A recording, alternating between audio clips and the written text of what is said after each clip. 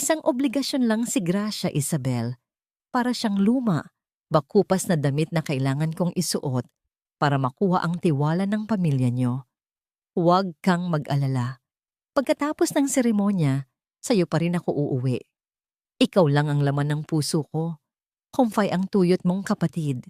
Ang boses na yon ni Jojo, ang lalaking ilang minuto na lang, ay mangangako ng tapat na pag-ibig sa harap ng dambana, ay tila isang matalim na balaraw na bumaon sa pandinig ni Gracia.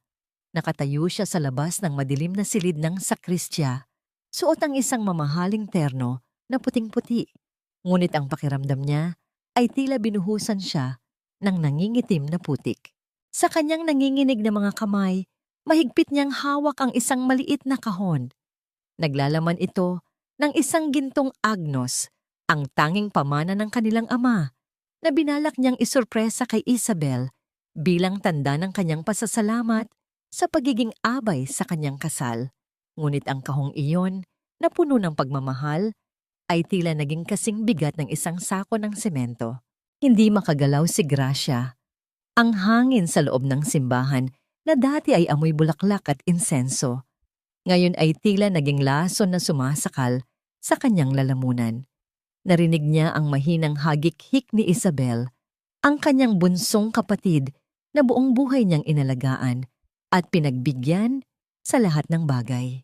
Kawawang Ate Gracia, wika ni Isabel, ang tinig ay puno ng panunuya na hindi kailanman narinig ni Gracia noon. Akala niya talaga ay siya ang reyna ngayong araw. Hindi niya alam, isa lang siyang tulay para magkasama tayo nang hindi tayo pinaghihinalaan ni Nanay. Ang bawat salita ay tila isang mabilis na taga sa puso ni Gracia. Ang kanyang mga tuhod ay nagsimulang manghina at ang kanyang paningin ay nagdilim. Ang mga daliri niyang dati ay maingat na humahaplos sa tela ng kanyang gown ay napakapit na lamang sa malamig na pader ng simbahan.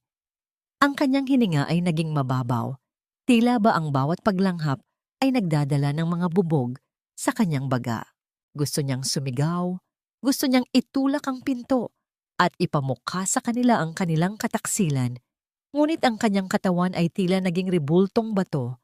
Ang tanging nararamdaman niya ay ang mabilis at masakit na tibok ng kanyang puso, na tila gustong kumawala sa kanyang dibdib. Sa gitna ng katahimikan ng pasilyo, tanging ang tunog ng sarili niyang paglunok ng pait ang naging saksi sa kanyang pagkadurog. Dahan-dahang binitawan ni Gracia ang hawak na kahon. Hindi ito lumikha ng malakas na ingay ng tumama sa alpombra. Ngunit para sa kanya, ang pagbagsak niyon ay tila ang pagguho ng buong mundong kanyang pinangarap. Ang agnos na simbolo ng pamilya ay gumulong sa sahig, gaya ng kanyang dangal na niyapakan ng dalawang taong pinakamahalaga sa kanya. Ang kanyang mga mata, na dati ay puno ng kislap ng pag-asa, ngayon ay tila dalawang balon ng malamig na tubig. Tumingin siya sa malayo, sa dulo ng pasilyo, kung saan naghihintay ang dambana, kung saan nakatayo ang kanyang ina na si Nanay Saling, na abala sa pag-aayos ng mga bulaklak at pakikipag-usap sa mga mayayamang bisita. Alam ba ni Nanay? O sadyang bulag din siya dahil sa kinang ng pera na ipinangako ni Jojo para sa pamilya? Isang tanong ang paulit-ulit na humahampas sa isipan ni Gracia habang ang mga luha ay nagsisimulang pumatak, hindi dahil sa kaligayahan, kundi dahil sa isang katotohanang mas masakit pa sa kamatayan. Sa ganito na lang ba nagkakahalaga ang lahat ng sakripisyo ko? Isang obligasyong kailangang isuot, pagkatapos ay itatapon sa isang tabi kapag kupas na. Huwag kang maarte, Gracia. Isang pirasong katotohanan lang yan. Huwag mong gawing katapusan ng mundo. Ayusin mo ang mukha mo dahil naghihintay ang mga bisita. Sayang ang ibinayad ni Jojo sa catering at sa simbahan. Ang tinig ni Nanay Saling ay walang bakas ng gulat o awa. Habang pilit na inaayos ng matanda ang gusot sa belo ni Gracia, ang kanyang mga mata ay nakatuon lamang sa kung paano magmumulang perpekto ang anak sa harap ng mga tao. Para kay Nanay Saling, ang dangal ng pamilya at ang perang ipinangako ng mapapangasawa ay mas matimbang kaysa sa nadurog na puso ng kanyang panganay. Napatitig si Gracia sa refleksyon ng kanyang ina sa salamin. Ang babaeng nagluwal sa kanya, ang babaeng buong buhay niyang pinagsilbihan at binigyan ng bawat sentimo ng kanyang kinita, ay handa siyang itulak sa apoy para lamang sa isang komportabling buhay. Sa mga sandaling iyon, mas masakit pa sa kataksilan ni Jojo ang malamig na pagbaliwala ng kanyang sariling ina. Nay, narinig ko sila. Niloloko nila ako ni Isabel, bulong ni Gracia. Ang boses ay gumaralgal sa tindi ng emosyong pilit niyang ibinabaon. Paano niyo nagagawang sabihin sa akin na magpatuloy na parang walang nangyari? Isang malutong na buntong hininga ang pinakawalan ni Nanay Saling bago niya hinarap ang anak ng may pagkayamot. Gracia, makinig ka. Ang lalaki ay sadyang malikot ang mata, pero sa huli, ikaw ang legal na asawa. Ikaw ang reyna ng bahay. Si Isabel, bata pa yon, naglalaro lang. Huwag mong ipagpalit ang seguridad mo sa isang simpleng selos. Kapag natapos na ang kasal, kontrolado mo na ang pera ni Jojo. Iyon ang mahalaga. Sa gitna ng kanilang pagtatalo, pumasok si Isabel sa silid. Wala itong bakas ng pagsisisi. Sa halip, isang mapang-uyam na ngiti ang nakapinta sa kanyang labi habang dahan-dahang lumalapit sa kanyang kapatid. Hinawakan ni Isabel ang braso ni Gracia. Ang haplos na dati ay nagbibigay ginhawa. Ngayon ay tila kagat ng isang makamandag na ahas. Ate, huwag ka nang magmalinis, panunuya ni Isabel. Kahit anong gawin mo, hindi mo mapupuno ang pagkukulang mo bilang babae. Boring ka, ate. Masyado kang banal. Kaya huwag mong isisi sa akin kung bakit sa akin siya naghahanap ng ligaya. Magpasalamat ka na lang at itutuloy pa rin niya ang kasal sa'yo. Hindi na nakatiis si Gracia. Sa isang iglap, tila may kung anong pumanaw sa loob ng kanyang pagkatao. Ang matiising Gracia ay unti-unting nilamon ng isang babaeng wala nang natitirang mawawala. Mabilis siyang tumayo, hinablot ang kanyang maliit na bag, at tinalikuran ang dalawang babaeng tila mga banyaga na sa kanyang paningin. Mabilis ang kanyang mga hakbang palabas ng simbahan. Hindi pinapansin ang mga tawag ni Nanay Saling na puno ng pagbabanta tungkol sa utang na loob. Sa kanyang pagtakbo pabalik sa kanilang lumang bahay para kumuha ng mahahalagang kagamitan, ang bawat patak ng ulan na nagsisimulang bumuhos ay tila nakikiramay sa kanyang pagdadalamhati. Sa loob ng kanyang silid, habang nanginginig ang mga kamay sa pag-iimpake, natagpuan ni Gracia ang isang luma at naninilaw na sobre sa ilalim ng kanyang kama. Ito ang liham na iniwan ng kanyang ama bago ito pumanaw. Isang liham na nagsasalita tungkol sa isang pirasong lupa sa Isla de Sicatuna, isang lugar na malayo sa ingay at dumi ng lungsod. Doon, pupunta ako doon. Sambit niya sa sarili habang ang mga luha ay humahalo sa basang buhok na dumidikit sa kanyang pisngi. Kinuha niya ang kanyang huling natitirang ipon sa loob ng isang alkansya, ang perang pilit na itinatago mula sa sakim na kamay ng kanyang ina. Bawat sentimong naroon ay katumbas ng pawis at puyat, at ngayon, ito ang magiging tiket niya patungo sa kalayaan.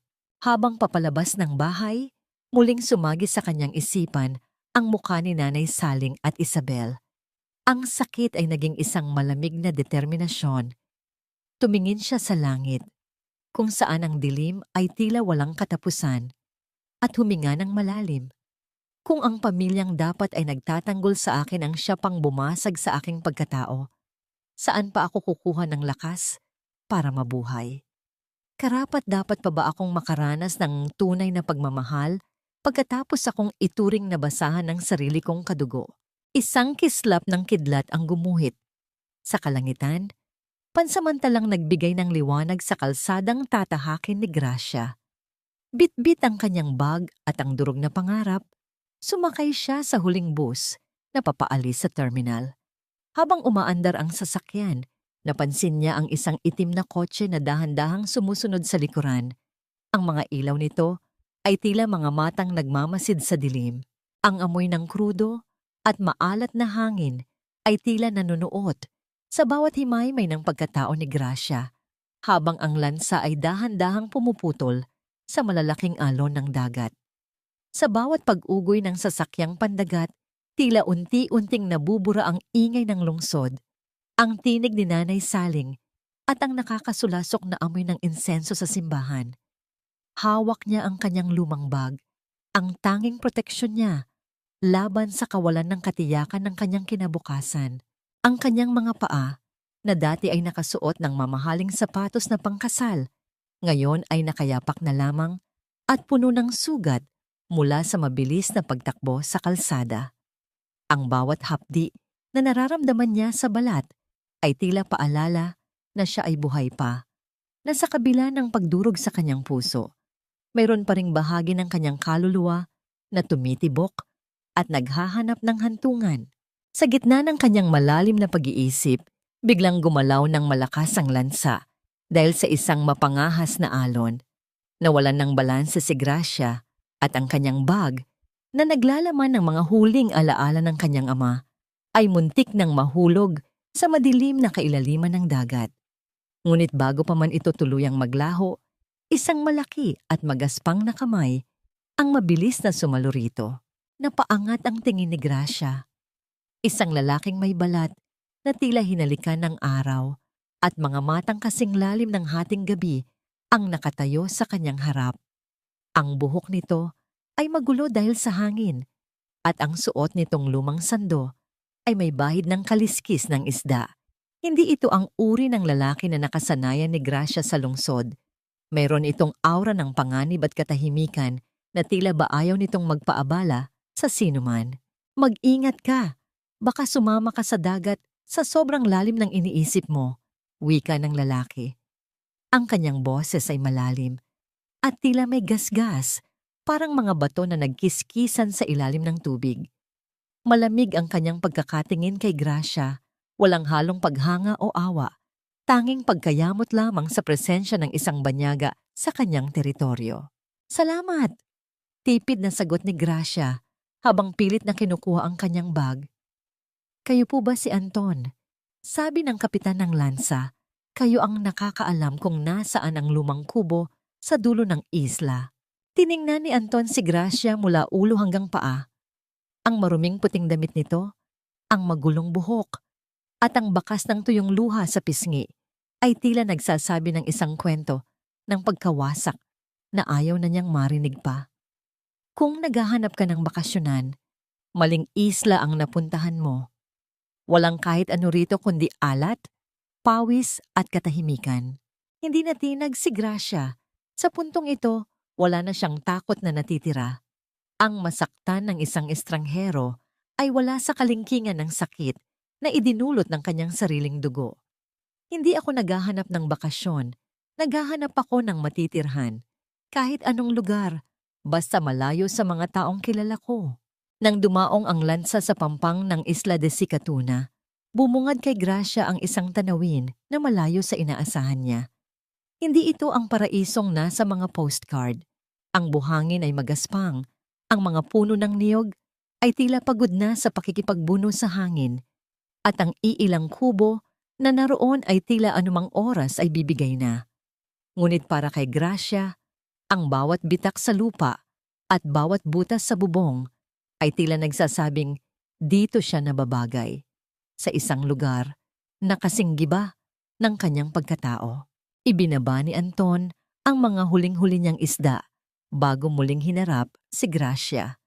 Ang sikat ng araw sa hapon ay nagbibigay ng matalim na anino sa kanyang mukha, lalong nagpapatingkad sa kanyang misteryosong katauhan. Tiningnan niya ang hawak ni Gracia na lumang gown na ngayon ay isinampay na lamang sa isang tuyong sanga ng puno habang nagpapahinga ang babae. Isang mapait na ngiti ang sumilay sa labi ni Anton. Tila ba may nakita siyang refleksyon ng sarili niyang nakaraan sa kawalang pag-asa ng babaeng nasa harap niya. Ngunit imbes na tumulong, mas pinili niyang maging matalim. Umalis ka na rito bago ka pa magsisi, miss. Ang isla na ito ay hindi para sa mga taong mahina ang loob. Kapag nilamon ka na ng lungkot dito, walang makakarinig sa sigaw mo. Pagbabanta ni Anton habang tumatalikod upang maglakad patungo sa kanyang kubo. Naiwang nakatayo si Gracia sa gitna ng dalampasigan. Ang bawat hampas ng alon sa kanyang mga paa ay tila isang tanong na mahirap sagutin. Habang tinitingnan niya ang papalayong bulto ni Anton, isang kakaibang pakiramdam ang gumapang sa kanyang dibdib.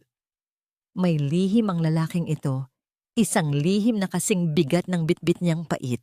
Kakayanin-kaya ni Gracia na mabuhay sa isang lugar na tila kinalimutan na ng mundo?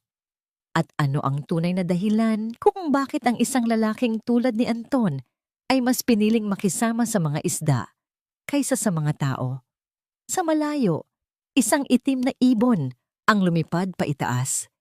Tila nagbababala na ang katahimikan ng isla ay pansamantala lamang at ang bagyong tinatakasan ni Gracia ay maaaring nakasunod na sa kanyang likuran nang hindi niya alam. Ang usok na nagmumula sa basang kahoy ay tila isang malupit na kamay na sumasakal sa lalamunan ni Gracia. Nakaluhod siya sa harap ng lumang dapugan. Ang kanyang mga pisngi ay punong-puno ng uling at ang kanyang mga mata ay namumula na sa hapdi. Sinubukan niyang hipan ang maliit na baga, ngunit sa halip na apoy, makapal na itim na usok lamang ang bumuga sa kanyang mukha. Dahilan upang siya ay mapaatras at mapaupo sa sahig na kawayan. Mula sa pintuan ng kubo, tahimik na nakasandal si Anton. Ang kanyang mga braso ay nakahalukip-kip habang pinapanood ang bawat maling galaw ng babaeng. Sa tingin niya ay walang lugar sa ganitong uri ng pamumuhay. Ang kanyang mukha ay nanatiling walang kibo, parang isang pader na hindi kayang tibagin ng anumang damdamin. Hindi nakukuha sa iyak ang paggawa ng apoy, miss. Malamig na puna ni Anton. Ang kanyang tono ay tila isang latigo na humahampas sa natitirang pasensya ni Gracia. Dito sa isla, kapag hindi ka kumilos ng tama, mamatay ka sa gutom. Hindi ito gaya sa Maynila na isang tawag mo lang, may pagkain na sa harap mo. Napaangat ang tingin ni Gracia. Ang kanyang mga mata ay kumikislap, hindi lamang dahil sa usok, kundi dahil sa nag-aalab na galit at pait. Hindi ko kailangan ng pangaral mo, Anton. Alam ko kung paano magtiis. Kung akala mo ay susuko ako dahil lang sa usok na ito, nagkakamali ka. Marami na akong nalunok na pait sa buhay, hindi ako matatalo ng basang kahoy. Tumalikod si Gracia at muling hinarap ang dapugan, kahit nanginginig ang kanyang mga daliri. Hindi siya tumingin kay Anton, ngunit naramdaman niya ang matitig na mata nito na tila sinusukat ang bawat bahagi ng kanyang kaluluwa. Nang sumapit ang gabi, ang katahimikan ng isla ay binalot ng tunog ng paparating na ulan. Ang mga dahon ng niyog ay nagsimulang sumayaw nang marahas sa ilalim ng madilim na langit. Sa loob ng maliit na kubo, nakabaluktot si Gracia sa isang sulok, nakahiga sa isang manipis na banig. Ang bawat kislap ng kidlat sa labas ay tila isang flashback ng kislap ng mga kamera noong araw ng kanyang kasal. Biglang bumuhos ang malakas na ulan, humahampas sa bubong na anahaw. Kasabay nito ay ang malakas na dagundong ng kulog na nagpayanig sa buong kubo. Napabalikwas si Gracia. Ang kanyang hininga ay naging mabilis at mababaw. Ang kanyang mga kamay ay nagsimulang manginig ng hindi kontrolado. Sa kanyang isipan, naririnig niya ang boses ni Jojo, ang tawa ni Isabel, at ang malamig na pagbaliwala ni Nanay Saling. Ang trauma ng pagkakanulo ay tila isang malaking alon na muling lumulunod sa kanya. Hindi, huwag, please. Bulong ni Gracia habang ang kanyang mga mata ay nananatiling nakapikit ng mariin. Ang kanyang buong katawan ay tila naninigas sa takot, isang panic attack na matagal na niyang pilit na itinatago. Naramdaman ni Anton ang pagbabago sa hangin. Mula sa kanyang higaan sa kabilang bahagi ng silid, nakita niya ang panginginig ng babae. Tumayo siya. Ang kanyang mga hakbang ay tahimik sa ibabaw ng kawayang sahig. Lumapit siya kay Gracia Ngunit tumigil siya sa sapat na distansya. Alam niyang ang anumang biglaang paghipo ay maaaring magpalala sa takot nito. Kinuha ni Anton ang isang makapal na kumot na yari sa lana at dahan-dahang inilatag ito sa ibabaw ni Gracia. Hindi siya nagsalita, ngunit ang presensya niya ay tila naging isang angkla sa gitna ng bagyo. Naupo siya sa sahig, malapit sa paanan ni Gracia, nakasandal ang likod sa pader. Binabantayan ang bawat paghinga ng babaeng tila isang ibong may bali ang pakpak. Nandito lang ako, mahinang bulong ni Anton. Sapat lamang para marinig sa gitna ng ingay ng ulan. Walang mananakit sa iyo rito. Ang dagat ang magbabantay sa iyo. Dahan-dahang kumalma ang pagtibok ng puso ni Gracia. Ang init ng kumot at ang matatag na presensya ni Anton ay unti-unting nagpatahimik sa mga demonyo sa kanyang isipan, hanggang sa tuluyan na siyang nilamon ng antok dahil sa matinding pagod niyang damdamin.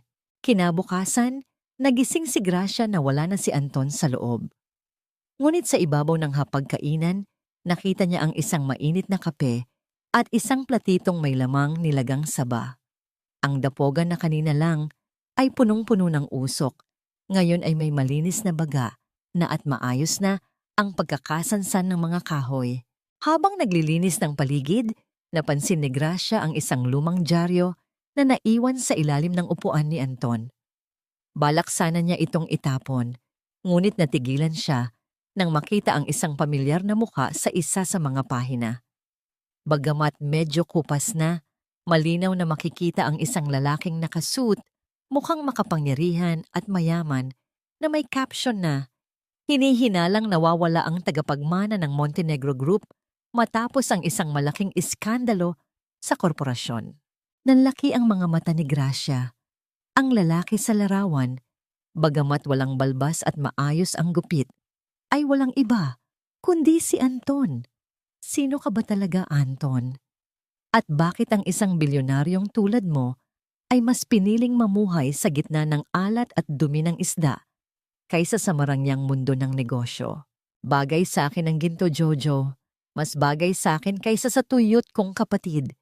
Kaya wag mo nang hanapin ang singsing na yan sa kanya dahil hinding-hindi ko na ito huhubarin. Isang matalim na ngiti ang sumilay sa labi ni Isabel habang pinagmamasdan niya ang kanyang refleksyon sa salamin. Ang brilyanteng dapat ay para kay Gracia ay kumikinang na ngayon sa kanyang sariling daliri. Wala siyang bakas ng pagsisisi, wala ring bahid ng takot sa kanyang mga mata. Para sa kanya, ang pagkakasira ng kasal ng kanyang kapatid ay hindi isang trahedya, kundi isang tagumpay na matagal na niyang pinaplano. Sa likuran niya nakaupo si Jojo sa gilid ng kama, hawak ang kanyang ulo sa gitna ng matinding pagkadismaya. Ang silid ay puno ng amoy ng upos ng sigarilyo at ang mabigat na tensyon ng 2 taong nagkanulo sa tiwala ng iba. Isang malaking kahihiyan ito, Isabel.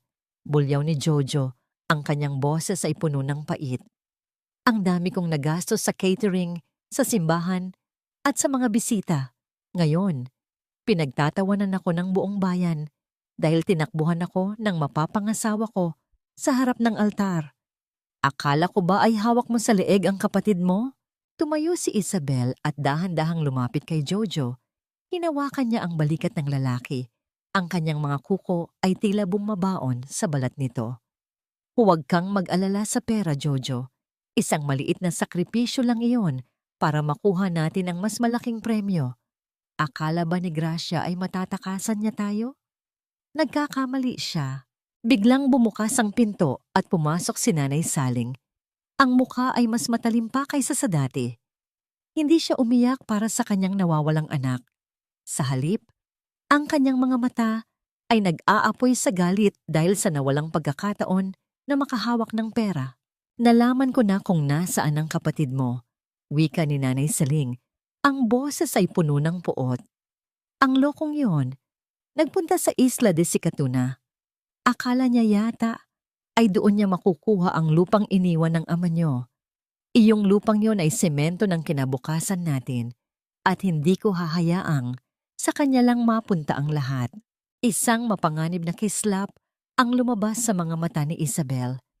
Isla de Sicatuna? Napakalayo niyon. Pero mas mabuti na rin iyon. Doon, walang makakarinig sa kanya. Nay, kailangang malaman ng buong bayan na kaya tumakas si Gracia ay dahil nabaliw siya. Sabihin natin na ninakaw niya ang pera ng pamilya at sumama siya sa kung sinong lalaki. Sisirain natin ang pangalan niya para kahit bumalik siya rito, wala nang maniniwala sa kanya.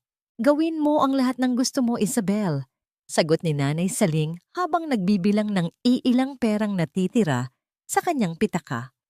Basta makuha natin ang titulo ng lupa, iyong utang na loob niya sa akin bilang ina, babayaran niya iyon ng may interes. Dahil sa matinding inggit at kasakiman, agad na kumilos si Isabel.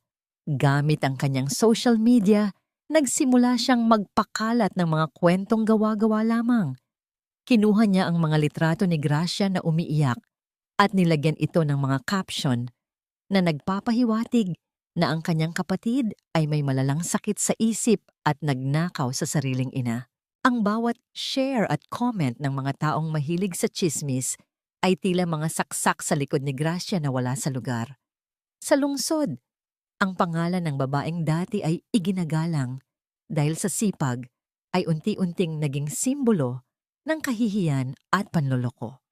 Habang nagtatawanan ang tatlo sa loob ng silid, isang matandang lalaki na nakasuot ng itim na suit ang kumatok sa pinto. Siya ang private investigator na binayaran ni Isabel gamit ang huling alahas na ninakaw niya mula sa baul ni Gracia. Nahanap ko na ang kinaroroonan niya, wika ng investigator habang inilalatag ang isang malabong litrato ni Gracia na pababa ng lansa. Pero may isang problema, hindi siya nag-iisa sa islang iyon. May isang lalaki siyang kasama, isang lalaking mukhang mapanganib. Nanigas ang nangiti sa labi ni Isabel nang makita niya ang bulto ng lalaking nasa likod ni Gracia sa litrato. Isang kakaibang kaba ang gumapang sa kanyang dibdib. Ngunit agad din itong napalitan ng panibagong plano. Kahit sino pa ang lalaking iyan, hindi niya maililigtas si Gracia mula sa akin. Bulong ni Isabel sa kanyang sarili, habang ang anino niya sa pader ay tila nagiging isang halimaw na handang lumamon ng kahit ano. Paano haharapin ni Gracia ang isang lason na kumakalat na sa kanyang pagkatao sa lungsod habang wala siyang kamalay-malay? At ano ang gagawin ni Isabel kapag nalaman niyang ang lalaking kasama ng kanyang kapatid ay hindi basta-bastang mangingisda, kundi isang leon na nagtatago lamang sa dilim? Ang gabi sa lungsod ay naging mas madilim. Tila ba maging ang mga bituin ay ayaw saksihan ang masamang balak na nabubuo sa loob ng tahanang dapat ay nagbibigay ng pag-asa. Ang alat ng dagat ay tila naging gamot sa mga sugat ni Gracia, hindi lamang sa kanyang mga gasgas sa paa, kundi maging sa mga bitak ng kanyang puso. Lumipas ang mga araw na ang kanyang mga kamay, na dati ay marunong lamang humawak ng mga papel sa opisina at malalambot na tela, ngayon ay puno na ng kalyo. Natuto siyang humawak ng lambat, maglinis ng isda na may matatalim na kaliskis at bumalanse sa ibabaw ng bangka sa gitna ng nagngangalit na alon. Sa bawat hapdi ng kanyang balat sa ilalim ng matirik na sikat ng araw, tila unti-unting natatapyas ang bahagi ng kanyang pagkatao na dati ay nakadepende sa pag-ibig ng ibang tao. Huwag mong labanan ng alon, Gracia. Sumabay ka lang, wika ni Anton habang hinihila ang mabigat na lambat. Ang kanyang boses ay hindi na kasing lamig ng dati, bagamat naroon pa rin ang pader na naghihiwalay sa kanila. Ang dagat, hindi yan nagsisinungaling. Kung tapat ka sa kanya, bibigyan ka niya ng makakain. Pero kung magdadala ka ng dumi rito, iluluwa ka niya pabalik sa pampang. Napatigil si Gracia at tiningnan ang malawak na asul na karagatan. Sana ang lahat ng tao ay gaya ng dagat, Anton. Sana ay madaling makita kung sino ang tapat at sino ang nagtatago ng lason sa ilalim ng magagandang salita. Isang sandali ng katahimikan ang namagitan sa kanila. Tanging ang hampas ng tubig sa gilid ng bangka ang naririnig. Sa unang pagkakataon, nakita ni Gracia ang isang tipidin na ngiti sa labi ni Anton. Iyang ngiti na hindi umabot sa kanyang mga mata, ngunit sapat na para magbigay ng kakaibang init sa dibdib ni Gracia. Nang matapos ang kanilang pagtatrabaho, umupo si Gracia sa dulo ng bangka. Kinuha niya mula sa kanyang bulsa ang isang piraso ng puting lace. Ito ang huling piraso ng kanyang wedding veil na itinago niya, isang maliit na paalaala ng kanyang pinakamalaking pagkakamali. Hinayaan niyang tangayin yon ang hangin.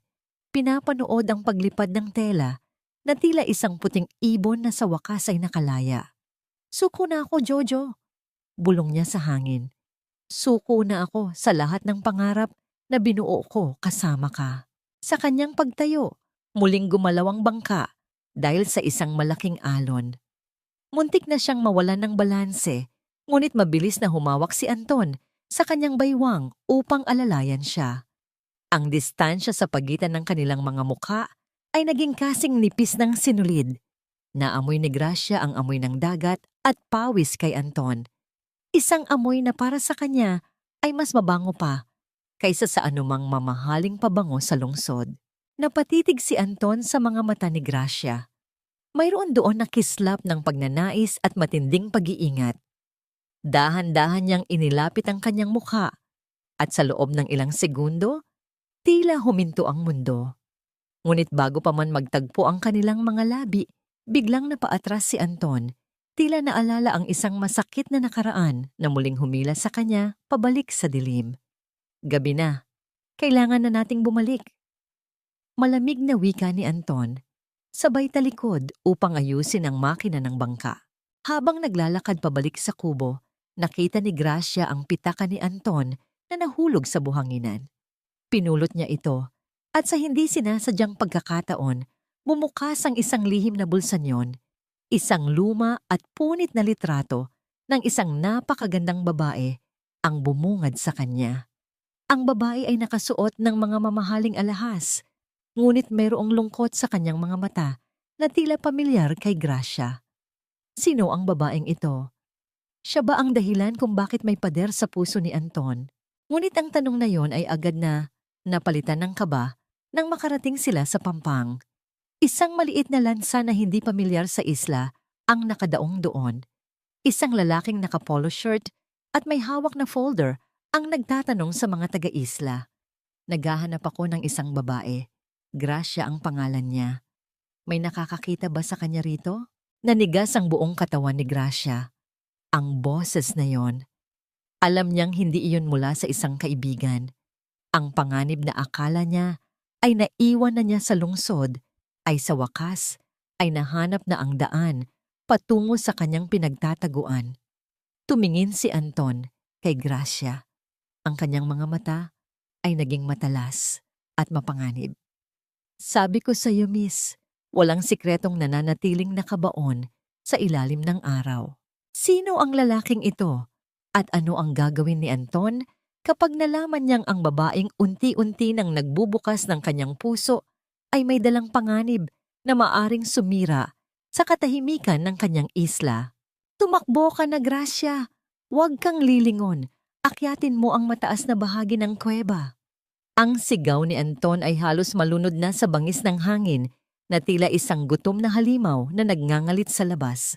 Ang langit na kanina lang ay kulay kahel dahil sa papalubog na araw ay biglang naging itim na parang tinta. At ang dagat na naging saksi sa kanilang mga tawa ay nagbago ang anyo, naging naglalakihang daluyong na handang lumamon ng kahit anong madaanan. Nakaluhod si Gracia sa basang buhanginan. Ang kanyang katawan ay nanginginig hindi lang dahil sa lamig, kundi dahil sa takot na ang lalaking naghahanap sa kanya kanina ay bahagi ng isang mas malaking panganib. Ngunit sa gitna ng unos, hindi siya iniwan ni Anton. Hinablot ng lalaki ang kanyang kamay. Ang hawak nito ay mahigpit at nagbibigay ng seguridad sa gitna ng kawalan ng katiyakan. "Anton, paano ang kubo mo? Ang mga gamit mo?" Tanong ni Gracia habang hinihingal. Ang boses niya ay nanginginig sa bawat pagbugso ng hangin. "Hayaan mo ang mga bagay na yan, Gracia. Mas mahalaga ang buhay mo kaysa sa anumang kahoy o yari sa anahaw, sagot ni Anton. Sa unang pagkakataon, narinig ni Gracia ang pangalan niya mula sa labi ng lalaki ng may halong pagmamahal at takot. Isang takot na mawalan muli. Narating nila ang isang maliit na kuweba sa itaas na bahagi ng burol. Sa loob, ang katahimikan ay tila isang kuta laban sa gulo ng mundo sa labas. Ngunit ang lamig ay mabilis na nanunuot sa buto. Ang suot ni Gracia na basang-basa dahil sa ulan ay tila naging yelo na dumidikit sa kanyang balat. Nagsimulang mangatal ang kanyang mga ngipin at ang kanyang paningin ay unti-unting naglalabo. Gracia? Gracia, makinig ka sa akin. Huwag kang pipikit. Anang boses ni Anton na ngayon ay malapit na sa kanyang tainga. Naramdaman ni Gracia ang init ng katawan ni Anton habang ito ay lumalapit sa kanya. Sa loob ng kuwebang iyon, walang mali siya. Tanging ang pangangailangang mabuhay ang namamayani. Inalis ni Anton ang kanyang sariling tuyong sando at maingat na binalot sa nanginginig na balikat ni Gracia. Pagkatapos, dahan-dahan niyang naramdaman ang mga braso ni Anton na yumayakap sa kanya mula sa likuran. Ang dibdib ng lalaki ay sumasandal sa kanyang likod upang magbahagi ng init. Masyadong mataas ang lagnat mo, bulong ni Anton. Ang kanyang hininga ay mainit sa pisngi ni Gracia. Ayaw ko nang mawalan muli, Gracia. Hindi sa ganitong paraan. Hindi sa harap ng aking mga mata. Sa gitna ng kanyang deliryo, naramdaman ni Gracia ang isang patak ng likido sa kanyang balikat. Hindi iyon ulan. Iyon ay luha. Luha mula sa isang lalaking akala niya ay gawa sa bato. Sa mga sandaling iyon, ang lahat ng pader na itinayo ni Anton sa paligid ng kanyang puso ay tila natunaw sa init ng kanilang pagkakayakap. Gracia felt cherished in a way she never felt with Jojo. Jojo's love was a transaction. Anton's care was a sacrifice. Inside the cave, as the storm howled outside like 1,000 angry voices, Gracia found a sanctuary she never knew existed. She leaned her head back against Anton's shoulder, her breathing slowly sinking with his strong, steady heartbeat. Sino ang nawala sa'yo, Anton? Mahinang tanong ni Gracia. Ang kanyang boses ay tila isang bulong ng hangin. Naramdaman niya ang bahagyang paninigas ng katawan ni Anton bago ito muling lumuwag. Ang aking anak, maikling sagot nito. Ang boses ay puno ng pait na tila hindi kayang hugasan ng kahit anong ulan. Nawala siya dahil sa kasakiman ng mga taong pinagkatiwalaan ko. Kaya nang makita kita sa simbahan, sa kwento mo, naramdaman ko ang sarili kong sugat. Nang humupa ang bagyo at sumilip ang unang liwanag ng umaga, dahan-dahang lumabas ang dalawa mula sa kuweba. Ang isla ay nagbago ang anyo. Maraming puno ang natumba at ang pampang ay puno ng mga debris mula sa dagat. Ngunit sa gitna ng pagkawasak, isang bagay ang nakakuha ng atensyon ni Gracia. Sa dalampasigan, malapit sa kung saan dumaong ang lansa ng estranghero kagabi, may isang itim na bag na natangay ng alon. Mabilis na lumapit si Gracia at binuksan ito. Ang kanyang puso ay tila tumigil sa pagtibok nang makita ang laman niyon. Hindi iyon gamit ng isang turista. Sa loob ng bag ay may mga litrato ni Gracia sa bawat anggulo, isang listahan ng kanyang mga posibleng pagtataguan at isang maliit na folder na may tatak ng kumpanya ni Jojo. Ngunit ang mas nakakatakot ay ang isang maliit na tracker na nakadikit sa isang luma at pamilyar na agnos. Ang agnos na iniwan niya sa sakristiya ng simbahan. Nalaman na nila kung nasaan siya. At ang bagyo sa labas ay tapos na, ngunit ang bagyong dala ng kanyang nakaraan ay kasisimula pa lamang. Tumingin si Gracia kay Anton na ngayon ay nakatayo sa kanyang likuran. Ang mukha ay seryoso habang nakatingin sa direksyon ng kabilang ibayo ng dagat. Anton, nahanap na nila ako.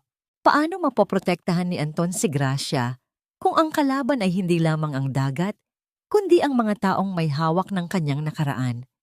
At sapat ba ang init ng isang gabi sa kuweba para labanan ang malamig na katotohanang ang kanilang mundo ay muling magbabangga sa isang marahas na paraan?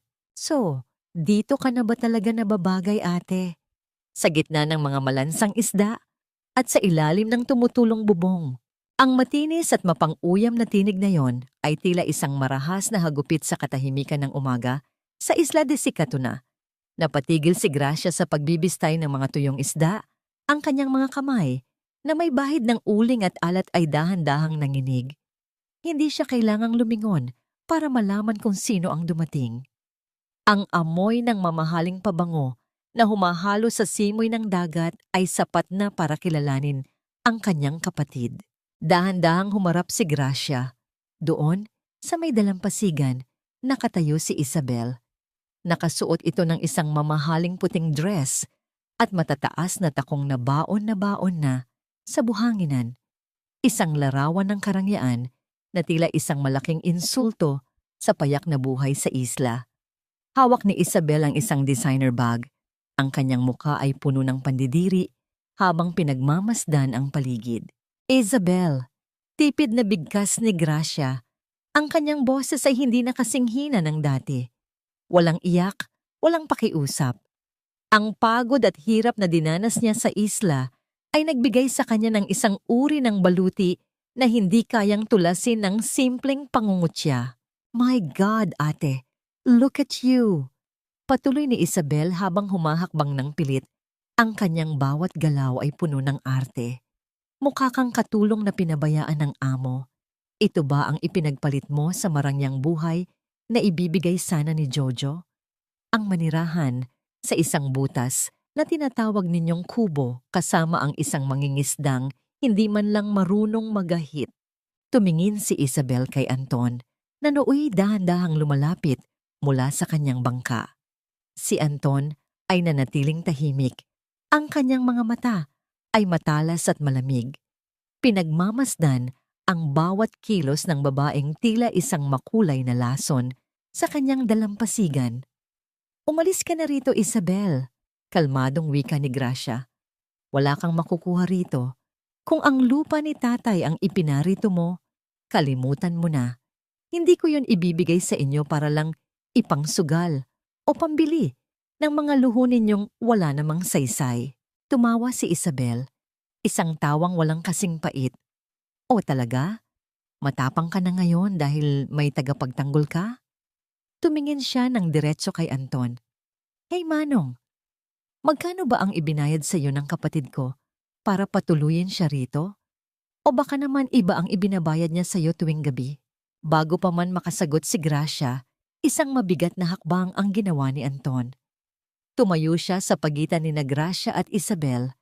Ang kanyang malaking bulto ay tila isang bundok na nagbibigay ng anino sa maliit na babae. Hindi siya nagsalita ng malakas, ngunit ang bawat salita niya ay tila may bigat ng bakal. Ang islang ito ay hindi para sa mga taong ang dila ay mas malansa pa sa isda, wika ni Anton. Umalis ka na. Habang maganda pa ang timpla ng dagat, baka hindi mo magustuhan ang pagsungit nito. Napaatras si Isabel, pansamantalang natigilan sa awtoridad na bumabalot sa boses ng mangingisda. Ngunit ang kanyang pagiging mapanuri ay hindi nawala. Sa kanyang pag-atras, ang kanyang mga mata ay natuon sa isang bagay na nakapatong sa ibabaw ng lamesang kawayan sa labas ng kubo, ang satellite phone ni Anton na naiwan doon. Mabilis na kinuha ni Isabel ang kanyang sariling cellphone at palihim na kumuha ng litrato ni Anton at ng gamit nito. Isang kakaibang kislap ang dumaan sa kanyang mga mata. Mayroon siyang nakitang pamilyar, isang bagay na hindi tumutugma sa isang hamak na mangingisda. Hinding-hindi ka magiging masaya, Gracia.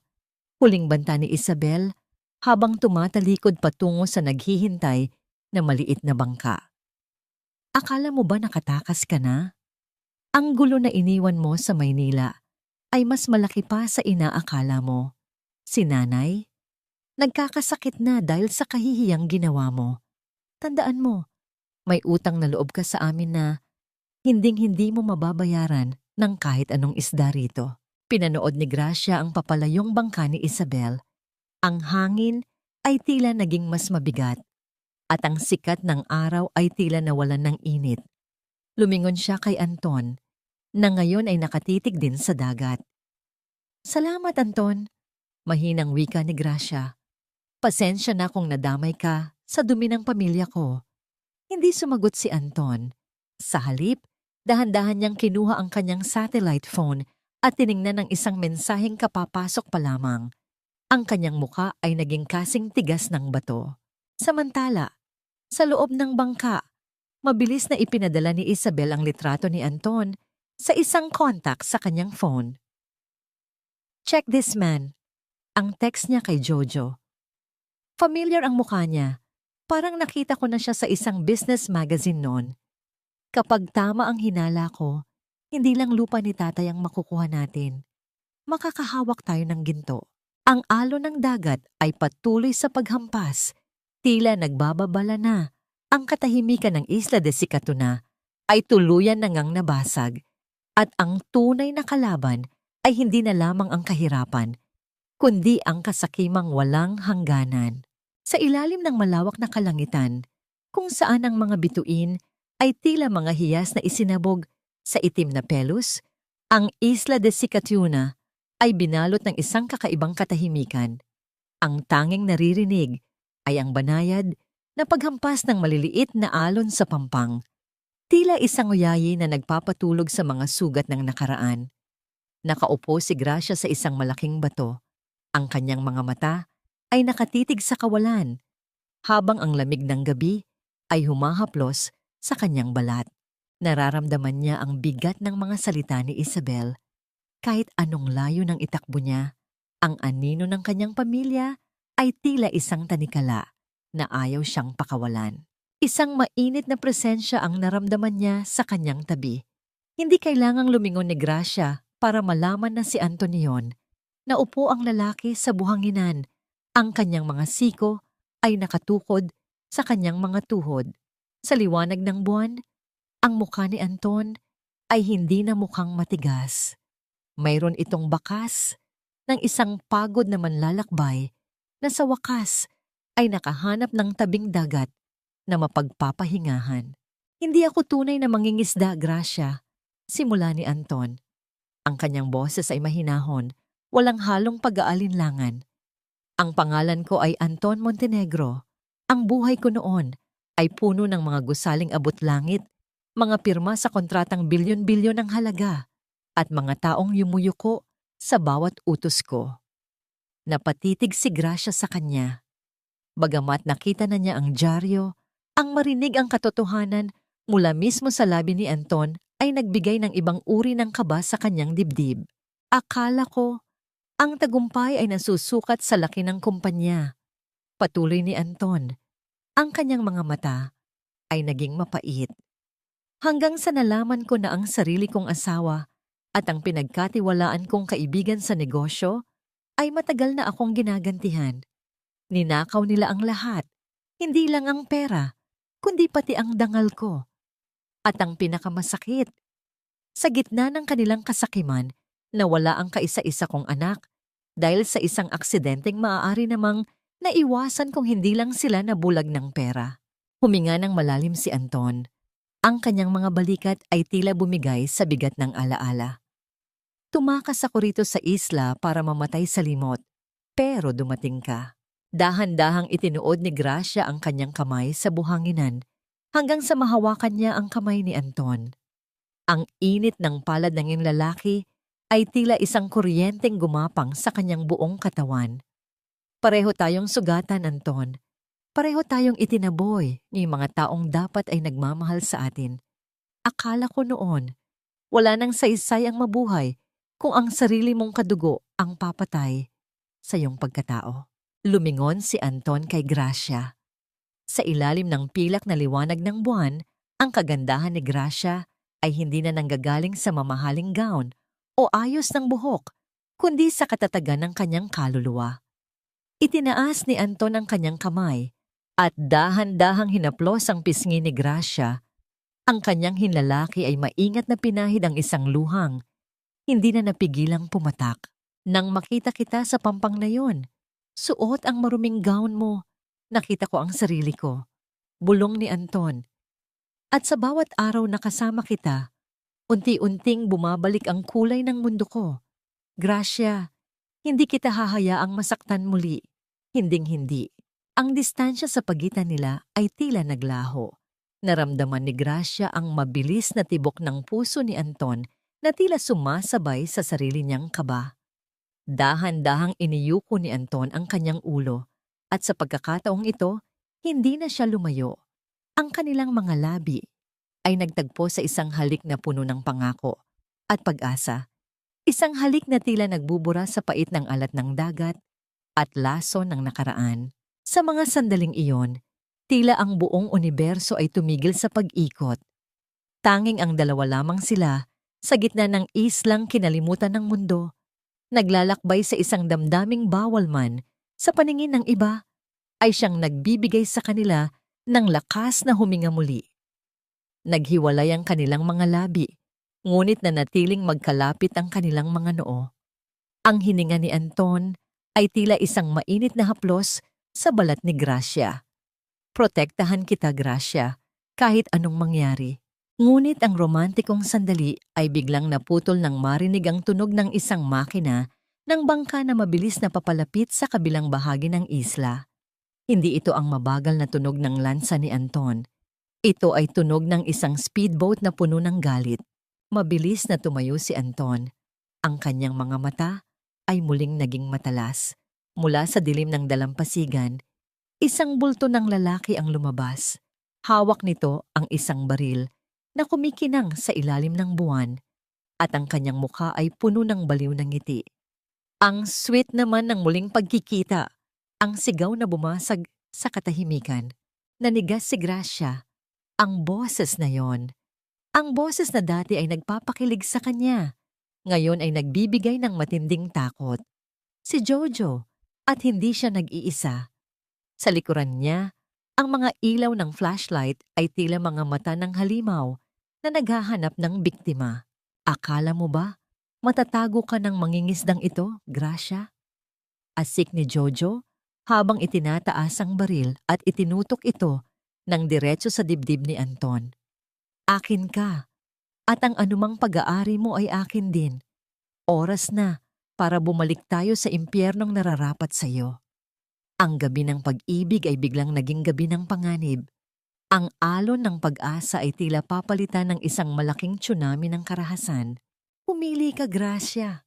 Ang sumama sa akin ng kusa at lalakad ka palayo sa islang ito. O mananatili ka rito. Pero sisiguraduhin kong ang huling makikita ng mga mata mo ay ang bangkay ng mangingisdang ito. Ang boses ni Jojo ay puno ng lasing na tapang. Ang kanyang mga mata ay nanlilisik sa ilalim ng liwanag ng buwan. Ang bakal ng baril na kanyang hawak ay kumikinang, isang malamig na banta na nakatutok ng diretso sa dibdib ni Anton. Sa likuran ni Jojo, dalawang lalaking malalaki ang katawan ang nakatayo. Ang kanilang mga anino ay tila mga halimaw na nag-aabang ng biktima sa dalampasigan. Naramdaman ni Gracia ang biglang panlalamig ng kanyang mga kamay. Ang tamis ng unang halik na ibinigay ni Anton, ilang minuto lang ang nakalipas, ay tila naging mapait na abo sa kanyang bibig. Ang puso niya ay tila gustong kumawala sa kanyang dibdib sa tindi ng kaba. Ngunit ang mas matindi ay ang takot para sa buhay ng lalaking nagbigay sa kanya ng bagong pag-asa. Jojo, bitawan mo ang baril na yan. Wala kang kinalaman sa kanya. Ako ang kailangan niyo, hindi ba? Ang sigaw ni Gracia, ang kanyang boses ay nanginginig sa pagitan ng galit at pighati. Sinubukan ni Anton na humakbang pasulong. Ang kanyang mukha ay walang bakas ng takot. Tanging matinding galit para sa taong umaabala sa katahimikan ng kanyang santuwaryo. Huwag mong hawakan ng babae, Jojo.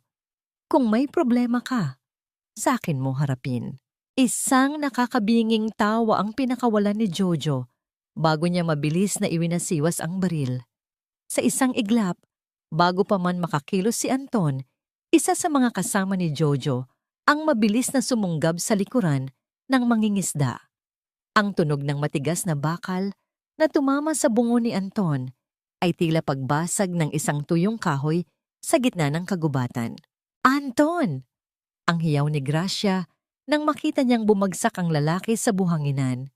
Ang dugong kulay itim sa ilalim ng buwan ay nagsimulang dumanak, humahalo sa puting buhangin ng Isla de Sicatuna.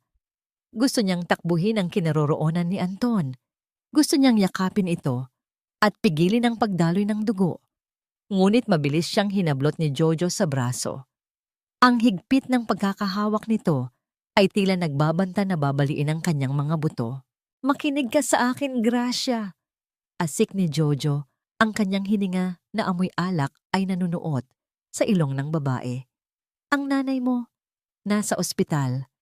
Nag-aagaw buhay dahil sa kahihiyang ginawa mo. At ang kapatid mo, si Isabel, buntis siya, Gracia. Buntis siya at kailangan namin ng pera mula sa lupa ng tatay mo para mabuhay ang bata. Kung hindi ka sasama sa amin ngayon, sisiguraduhin kong hindi na magigising ang lalaking ito." Napatitig si Gracia sa walang malay na katawan ni Anton. Ang bawat mabilis na paghinga ni Anton ay tila isang pakiusap na huwag siyang iwan. Pero paano? Paano niya hahayaan na mamatay ang taong nagligtas sa kanyang kaluluwa para lamang sa sarili niyang kalayaan? "Sasama ako." Bulong ni Gracia, ang bawat salita ay tila pagpunit sa sarili niyang puso. "Sasama ako, Jojo. Pero parang awa mo na. Huwag mo na siyang saktan. Iwan niyo na siya rito." "Matalino ka rin pala." Panunuya ni Jojo. Kinaladkad niya si Gracia patungo sa naghihintay na speedboat. Habang hinihila siya palayo, ang mga mata ni Gracia ay nakako sa anyo ni Anton na nakahandusay sa dalampasigan. Ang maliit na shell na ibinigay ni Anton sa kanya noong nakaraang araw ay dahan-dahang nalaglag mula sa kanyang bulsa at nabaon sa buhangin. Ang makina ng speedboat ay nagsimulang umungol, isang tunog na tila humihiwa sa katahimikan ng gabi. Habang bumibilis ang sasakyan palayo sa pampang, ang imahe ng Isla de Sicatuna ay unti-unting lumiliit. Tila isang pangarap na mabilis na naglalaho sa gitna ng malawak at madilim na karagatan. Naiwan si Anton na walang malay. Ang dugong dumadaloy mula sa kanyang noo ay tila isang piping saksi sa muling pagkawasak ng isang mundong binuo mula sa mga sugat. Mapoprotektahan pa ba ni Anton ang babaeng minamahal niya kung siya mismo ay iniwan sa dulo ng kamatayan? At ano ang naghihintay kay Gracia sa piling ng mga taong itinuturing siyang isang gamit na pwedeng ipagbili para sa sarili nilang kapakanan?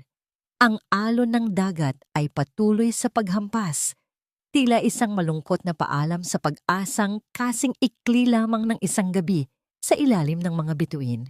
Ang bawat paghakbang ni Gracia sa loob ng lumang bahay nila sa lungsod ay tila paglalakad sa ibabaw ng mga bubog.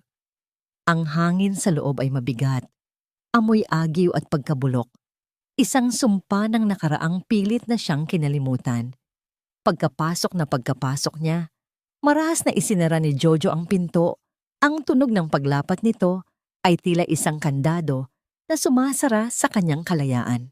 "Welcome home, wife-to-be."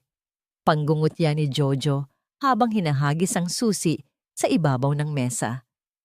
"Huwag kang mag-alala. Hindi ka na makakaalis dito hanggat hindi napipirmahan ang lahat ng dokumento para sa lupain ng tatay mo." Dinala siya ni Jojo sa isang maliit at madilim na kwarto sa ilalim ng hagdan. Ito ang kwartong dati ay bodega lamang ng mga sirang kagamitan. Walang bintana, walang hangin, tanging isang maliit na bumbilya na kumukurap-kurap ang nagbibigay ng liwanag. Hindi pa man nakakapagpahinga, bumukas muli ang pinto. Pumasok si Isabel, nakasuot ng mamahaling sutla. Ang kanyang mga mata ay nagniningning sa kasamaan. Bit-bit niya ang isang baso ng tubig na itinapon niya sa harap ni Gracia. Dahilan upang mabasa ang suot nitong damit. "Ang bango ng dagat, ate. Amoy hirap." Wika ni Isabel habang dahan-dahang naglalakad paikot kay Gracia. "Ano? Naging mangingisda ka na ba?" Nakakaawa ka. Ang ganda ng buhay mo rito sa lungsod, pero pinili mong maging pulubi kasama ang isang taong hindi mo naman pala kilala. Buntis ka raw, Isabel? Mahinang tanong ni Gracia. Ang boses ay matabang. Totoo ba iyon? O isa na naman ito sa mga kasinungalingan mo para makuha ang gusto nyo? Isang malakas na sampalang dumapo sa pisngi ni Gracia. Ang hapdi niyon ay mabilis na uminit, nag-iiwan ng bakas ng mga daliri ni Isabel. Huwag mong kwestiyonin ang buhay ko. Ang kailangan mo lang gawin ay pirmahan ang paglipat ng titulo ng lupa. Pagkatapos niyon, bahala na si nanay kung ibebenta ka niya sa iba para mabayaran ang lahat ng utang natin. Sumunod na pumasok si Nanay Saling. Ang mukha ng matanda ay walang bakas ng pagmamahal. Tiningnan niya si Gracia na parang isang basahan na wala ng halaga. Gracia, anak, hindi ko ito ginusto. Pero ang pamilyang ito ay nakabaon na sa utang dahil sa kapabayaan mo. Pumirma ka na bago pa kami tuluyang mawalan ng pasensya. Nay, pamilya tayo. Pagmamakaawa ni Gracia, ang mga luha ay nagsimulang pumatak. Bakit niyo ako ginaganito? Hindi ba sapat ang lahat ng ibinigay ko sa inyo nung nagtatrabaho pa ako? Ang utang na loob ay hindi natatapos sa pera, Gracia. Ito ay habambuhay, sagot ni Nanay Saling habang kinakaladkad ang kamay ni Gracia patungo sa mesa kung nasaan ang mga dokumento. Ngunit sa kabila ng lahat, sa gitna ng kadiliman ng kwartong yon, isang bagay ang nagbibigay ng lakas kay Gracia. Ang alaala ng haplos ni Anton sa kanyang pisngi bago siya kinuha ni Jojo. Alam niyang buhay si Anton at hanggat may hininga ang lalaking yon, hindi siya mawawalan ng pag-asa. Sa gitna ng gabi, nang tumahimik na ang paligid, lihim na kinuha ni Gracia ang isang piraso ng basag na salamin sa sahig. Gamit ang maliit na talim, sinimulan niyang kiskisin ang lubid na nakatali sa kanyang mga kamay na iniwan ni Jojo nang hindi masyadong mahigpit. Hindi ako papayag na mamatay sa loob ng bahay na ito. Hindi ako ang Gracia na pinalaki ninyong sunod-sunuran. Ang Gracia na bumalik mula sa isla ay hindi na natatakot sa dilim dahil ang dilim sa loob ng kwartong ito ay wala sa kalingkingan ng pait na naranasan ko sa gitna ng karagatan. Habang hinihiwa ang lubid, isang imahe ang paulit-ulit na bumabalik sa kanyang isipan, ang mukha ni Anton na nakahandusay sa buhangin. Anton, sana ay buhay ka pa. Sana ay mahanap mo ako. Ang bawat hibla ng lubid na napuputol ay tila isang hakbang palayo sa kanyang mga kaaway. Ang bawat hibla ng lubid na napuputol ay tila isang munting tagumpay sa gitna ng kanyang pagkatalo. Sa bawat kiskis ng basag na salamin sa magaspang na baging, nararamdaman ni Gracia ang hapdi sa kanyang mga palad. Ngunit mas matindi ang hapdi sa kanyang dibdib. Ang silid na yon ay balot ng katahimikan, maliban sa kanyang mabigat na paghinga at ang mahinang tunog ng pagkiskis na tila ba isang orasan na nagbibilang ng kanyang natitirang oras. Biglang bumukas ang pinto. Dahilan? Upang mabilis na itago ni Gracia ang kanyang mga kamay sa likuran. Pumasok si Isabel. Bit-bit ang kanyang cellphone na may malapad na ngiti sa labi. Ang kislap sa kanyang mga mata ay tila isang babala ng panibagong bagyo. Look, ate, may bago akong update sa boyfriend mong mangingisda. Panunuya ni Isabel habang itinatapat ang screen ng phone sa mukha ni Gracia. Sa screen, nakita ni Gracia ang isang malabong video. Ang maliit na kubo ni Anton sa Isla de Sicatuna ay nilalamon ng apoy. Ang mga itim na usok ay pumapailan lang sa langit at ang mga taga-isla ay nagtatakbuhan sa paligid.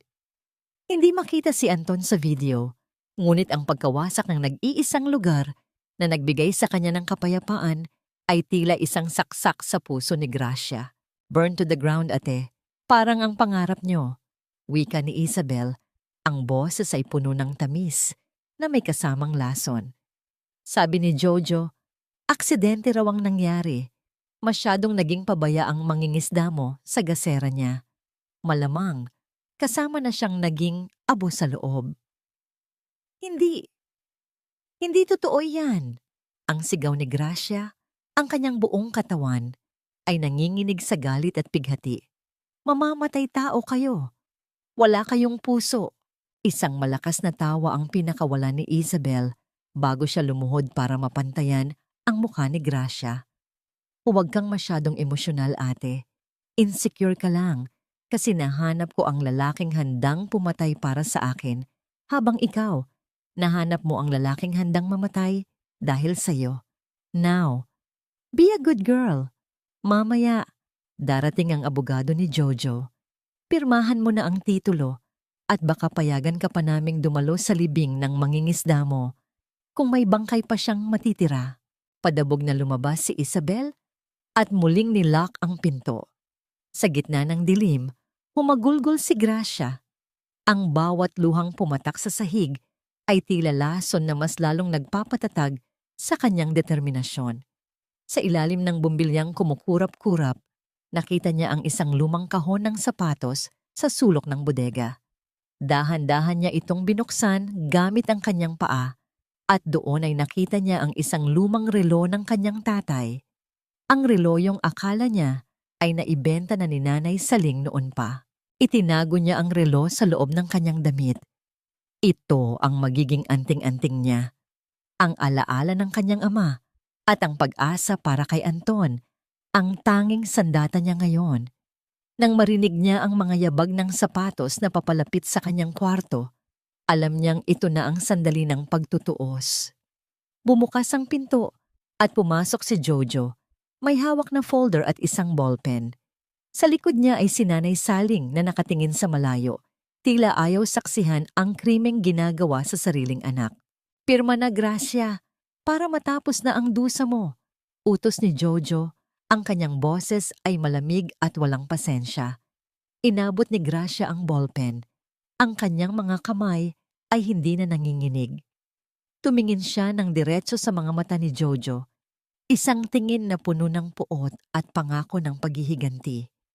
Ngunit bago pa man dumapo ang dulo ng ballpen sa papel, isang malakas na kalabog ang narinig mula sa labas ng bahay. Ang tunog ng mga sirena ng pulis at ang marahas na pagbukas ng gate ay naging hudyat ng isang kaguluhang hindi inaasahan ni na Jojo. Isang boses mula sa megaphone ang bumasag sa katahimikan ng gabi. Jojo Rivera! Lumabas kayo ng itaas ang mga kamay. Napapalibutan na namin ang bahay na ito sa ilalim ng utos ng Montenegro Group. Nanlaki ang mga mata ni Jojo. Ang folder sa kanyang kamay ay nahulog. Si Nanay Saling ay napasandal sa pader. Ang mukha ay naging kasing puti ng papel. Sino ang dumating? At paano nalaman ng Montenegro Group ang kinaroroonan ni Gracia? Kung ang akala ng lahat ay abuna ang kanilang pag-asa sa isla. Ang malakas na tunog ng pagkawasak ng pintong nara ay tila isang hatol ng kamatayan na yumanig sa buong bahay. Hindi na ito ang simpleng pagkatok. Ito ay isang marahas na pagpasok na nagdala ng malamig na hangin mula sa labas, humahalo sa amoy ng takot na nagsimulang bumalot kina Jojo at Isabel. Nabitawan ni Jojo ang folder ng mga dokumento. Ang mga papel ay nagliparan sa sahig na parang mga puting bandila ng pagsuko. Ang kanyang mga mata ay nanlilisik sa takot habang nakatingin sa direksyon ng pintuan. Doon, sa gitna ng usok at liwanag, mula sa mga searchlight ng mga sasakyan sa labas, isang anino ang dahan-dahang naglalakad papasok. Ang bawat yabag ng sapatos na gawa sa mamahaling balat ng hayop ay tila isang mabigat na kompas ng orasan na nagbibiyang ng katapusan ng kanilang kasakiman. Hindi na ito ang lalaking amoy isda at nakasuot ng kupas na sando. Ang lalaking nasa harap nila ngayon ay balot ng isang itim na terno na tila gawa sa kapangyarihan at autoridad. Ang kanyang buhok ay maayos na ang pagkakaayos at ang kanyang mukha, bagamat meron pa ring benda sa noo mula sa tinamong sugat, ay naglalabas ng isang uri ng bagsik na hindi kayang tulasin ng sinuman. Anton? Bulong ni Gracia mula sa sulok ng bodega. Ang kanyang boses ay puno ng hindi makapaniwalang pag-asa. Ang kanyang puso ay tila gustong sumabog sa tuwa Habang nakatingin sa lalaking akala niya ay naging abo na, tumingin si Anton sa direksyon ni Gracia. Sa isang saglit, ang kanyang matatalim na mata ay lumambot. Nagpapadala ng isang piping pangako na ang lahat ay tapos na. Ngunit nang muling humarap si Anton kay Jojo, ang kanyang paningin ay naging kasing lamig ng yelo. Sino? Sino ka ba talaga? Nauutal na tanong ni Jojo habang pilit na umaatras hanggang sa tumama ang kanyang likod sa pader. Ang baril na hawak niya kanina ay nanginginig na sa kanyang kamay. Ako ang lalaking akala mo ay madali mong mapapatay sa dilim. Wika ni Anton.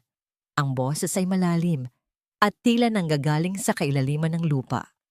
Ako si Anton Montenegro at ang bahay na tinitayuan mo, ang kumpanyang pinagtatrabahuhan mo at ang lahat ng utang na pinagtataguan mo ay pag-aari ko na ngayon.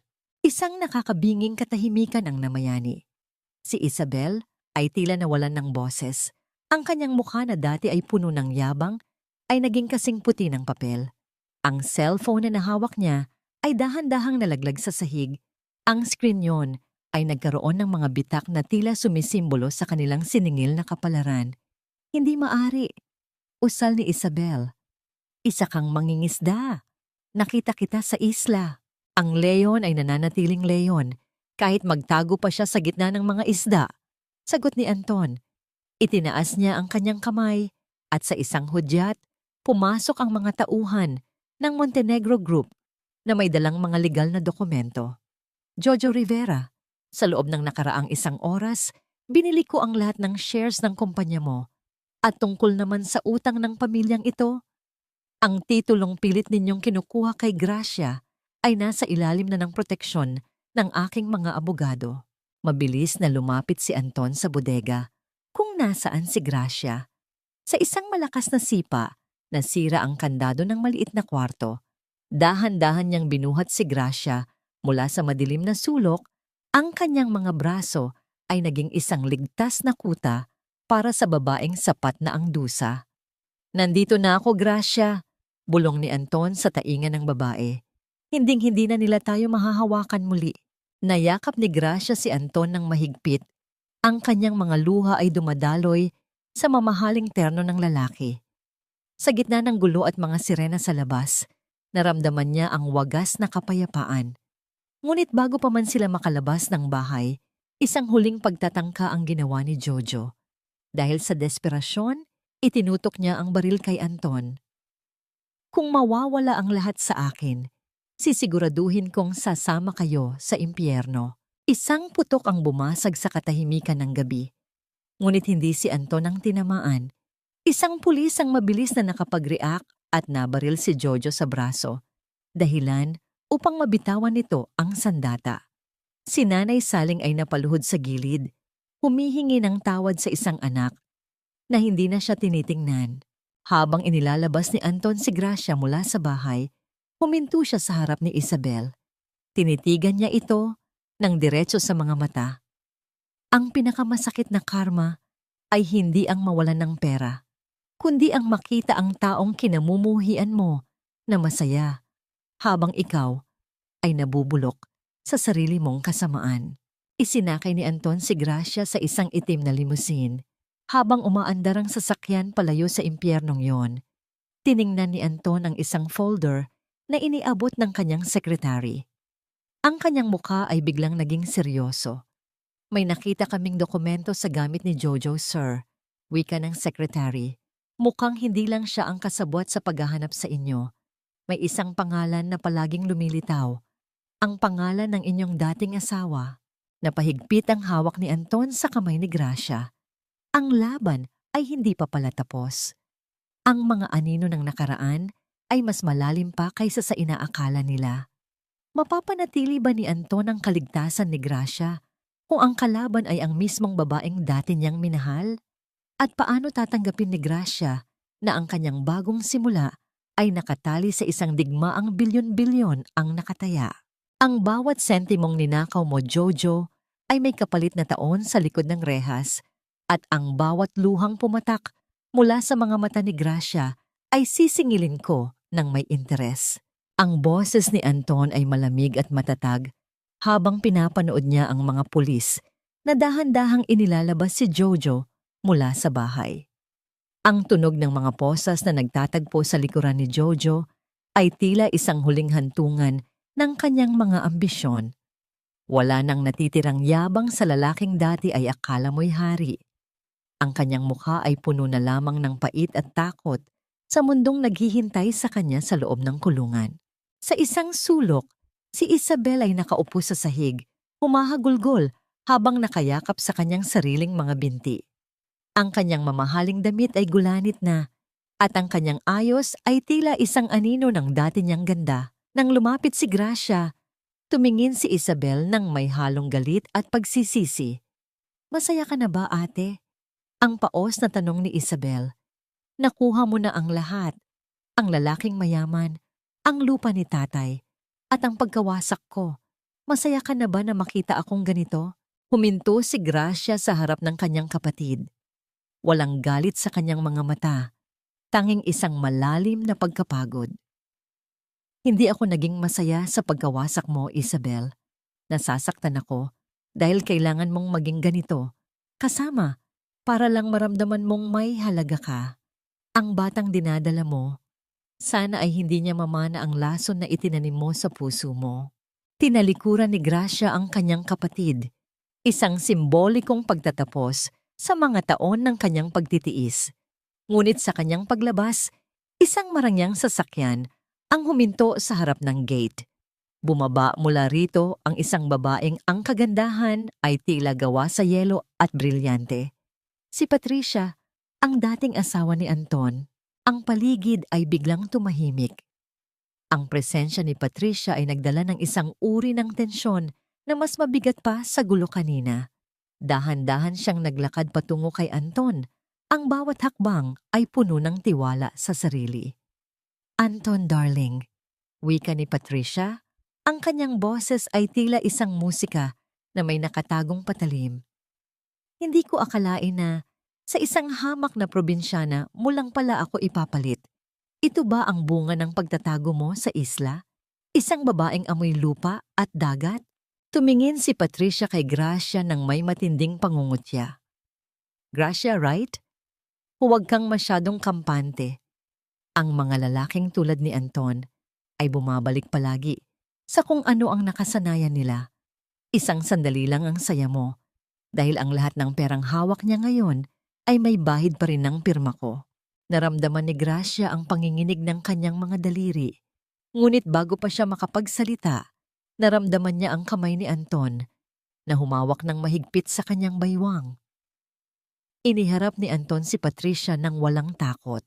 "Patricia, ang tanging bagay na naiwan mo sa akin ay ang aral na hindi lahat ng kumikinang ay totoo," wika ni Anton. "Ang babaeng hinahamak mo ay ang siyang nagturo sa akin kung paano muling maging tao. Tungkol naman sa pera, binasa na ng aking mga abogado ang lahat ng dokumento. Ang kasong isinampa ko laban sa inyo ni Jojo para sa corporate fraud ay sapat na para bawiin ang bawat share na natitira sa iyo." Nanigas ang nangiti sa mga labi ni Patricia. Ang kanyang mga mata ay nanliit sa galit. "Hinding-hindi ko kayo hahayaang maging masaya, Anton. Sisiguraduhin kong magiging impyerno ang buhay niyo. Ang impyerno ay ang mabuhay sa piling ng isang taong walang kaluluwa, Patricia, at matagal na akong nakalabas doon," sagot ni Anton bago niya iginiya si Gracia patungo sa sasakyan. Habang papaalis sila, nakita ni Gracia si Nanay Saling na nakatayo sa beranda, mag-isa at walang kibo. Ang matanda ay tila isang rebulto ng pagsisisi. Nais sana siyang lapitan ni Gracia, ngunit alam niyang may mga sugat na tanging panahon lamang ang makakapaghilom. Pinili ni Gracia na tumingin sa harap, sa kalsadang malayo sa dilim ng bahay na yon. Sa loob ng sasakyan, nanatiling tahimik ang dalawa. Ang pagod ng huling ilang oras ay tila bumuhos sa kanilang mga balikat. Hinawakan ni Anton ang kamay ni Gracia at dahan-dahang dinala ito sa kanyang mga labi. "Tapos na ang gulo rito, Gracia," bulong ni Anton. Pero handa ka na bang bumalik sa isla? O gusto mong manatili rito at simulan ang bagong buhay bilang asawa ng isang Montenegro? Tumingin si Gracia sa labas ng bintana, sa mga ilaw ng lungsod na tila mga bituin sa lupa. Gusto ko ng kapayapaan, Anton, at ang kapayapaan ko ay nandoon sa lugar kung saan mo ako unang hinawakan sa gitna ng bagyo. Ngunit sa gitna ng kanilang pag-uusap, ang phone ni Pao ni Anton ay tumunog. Isang mensahe mula sa ospital kung saan dinala si Isabel matapos itong himatayin sa gitna ng gulo. Ang nilalaman yon ay nagpabago sa timpla ng mukha ni Anton. May problema ba? Tanong ni Gracia. Si Isabel. Hindi siya buntis, Gracia. Ang lahat ng iyon ay isang peking dokumento para lamang makuha ang awa mo at ang pera ni Jojo. Wika ni Anton. Ang huling lason ng kasinungalingan ay naibunyag na. Ang lahat ng drama, ang lahat ng sakit, ay binuo lamang mula sa isang malaking pandaraya.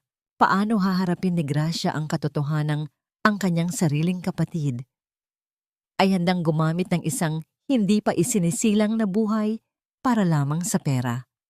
At sapat na ba ang katarungang nakuha nila para tuluyang mapatawad ang mga sugat ng kahapon? Ang kalsada ng Maynila ay tila naging isang malapad na sementeryo ng mga alaala habang tinatahak ni Gracia at Anton ang daan patungo sa huling hantungan ng kanilang nakaraan sa lungsod. Sa kabila ng ingay ng mga sasakyan at kislap ng mga ilaw, ang katahimikan sa loob ng sasakyan ay sapat na upang marinig ang bawat tibok ng puso ni Gracia, isang tibok na hindi na puno ng takot, kundi ng isang mapait na pagtanggap. Bago sila tuluyang bumalik sa Isla de Sicatuna, hiniling ni Gracia ang isang huling pagkakataon na harapin ang mga taong bumasag sa kanyang pagkatao. Alam ni Anton ang bigat nito, kaya't nanatili lamang siyang nakahawak sa kamay ng babae. Ang kanyang presensya ay tila isang angkla na hindi hahayaang malunod ang biktima sa emosyon. Sa loob ng selda, nakaupo si Isabel.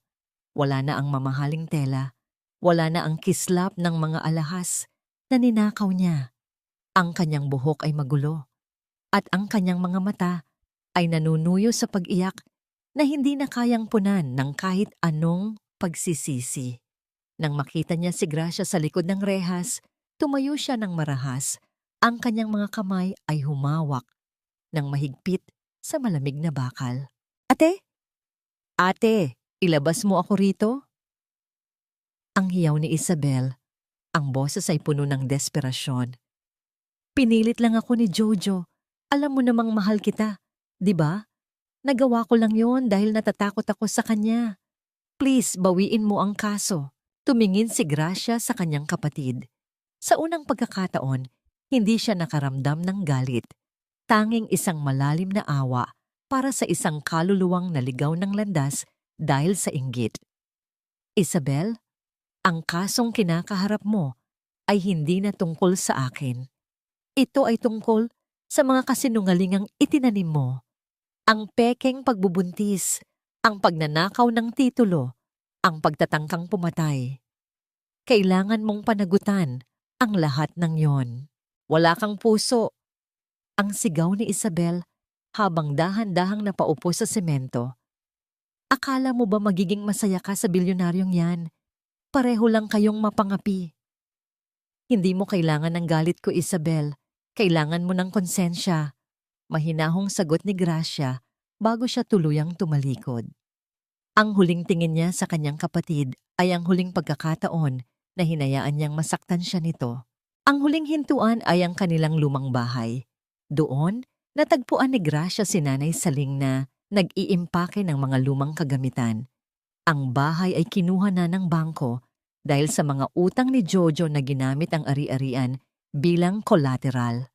Nang makita ng matanda si Gracia, mabilis itong lumapit at lumuhod sa kanyang harapan. Anak, Gracia, patawarin mo ako. Ang hagulgol ni Nanay Saling, ang kanyang mga kamay ay pilit na humahawak sa laylayan ng damit ni Gracia. Wala na akong matitirhan. Wala na akong pera. Nagkamali ako, anak.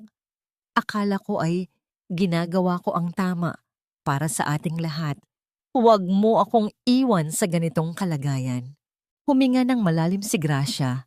Ang konseptong utang na loob ay tila isang mabigat na pasanin na pilit na isinasaksak sa kanya ng kanyang ina. Dahan-dahan niyang itinayo ang matanda at iniabot ang isang maliit na sobre. May sapat na pera rito para makaupa ka ng maliit na kwarto at makapagsimula muli, Nay. Wika ni Gracia, ang kanyang boses ay matatag ngunit may bahid ng lungkot. Pinatawad na kita, pero hindi ibig sabihin ninyon ay hahayaan ko pa ang sarili ko na maging biktima ng mga maling desisyon nyo. Tapos na ang obligasyon ko sa inyo bilang anak na laging nagpaparaya. Ngayon, pipiliin ko naman ang sarili kong kapayapaan. Alis ka? Saan ka pupunta? Tanong ni Nanay Saling, ang muka ay puno ng takot sa pag-iisa. Pupunta ako sa lugar kung saan ako nahanap ng tunay na pagmamahal. Sagot ni Gracia habang tumitingin kay Anton na naghihintay sa labas ng gate. Huwag mo na akong hanapin, Nay. Hayaan mo na akong mabuhay para sa sarili ko. Habang papaalis ang sasakyan ni Gracia at Anton patungo sa pantalan, tila gumaan ang pakiramdam ng mundo. Ang bawat gusali na kanilang nadadaanan ay tila mga pahina ng isang lumang libro na sa wakas ay naisara na. Narating nila ang Isla de Sicatuna bago lumubog ang araw.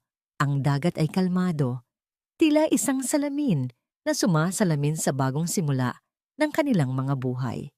Pagbaba nila ng bangka, hindi ang nasunog na kubo ang bumungad sa kanila, kundi ang mga taga-isla na may mga ngiti sa labi, handang tumulong sa muling pagtatayo ng kanilang tahanan.